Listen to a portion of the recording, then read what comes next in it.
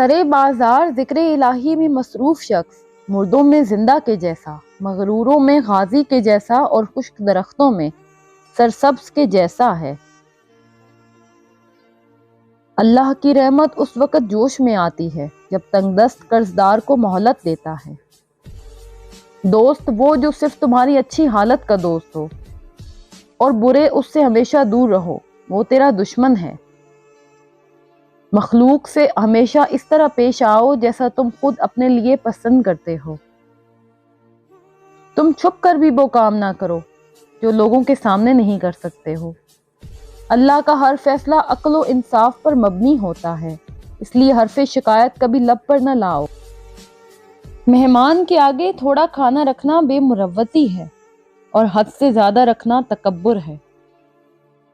خواہش پر غالب آ جانا یہ فرشتوں کی صفت میں شامل ہے اور خواہش سے مغلوب ہونا جانوروں کی صفت میں شامل ہے۔ نماز میں دل کی حاضری کی تدبیر یہ ہے کہ الفاظ کے معنی پر خیال رکھے۔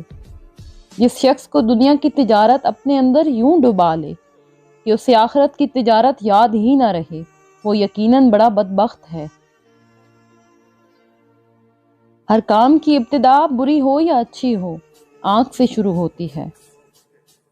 شہوت جب دماغ پر سوار ہو جائے تو اس سے فائدہ یہ ہے کہ اگر تم شہوت کو روک لو گے تو جس قدر تم شہوت کو روکو گے اس سے 1000 گنا تمہیں ثواب حاصل ہوگا۔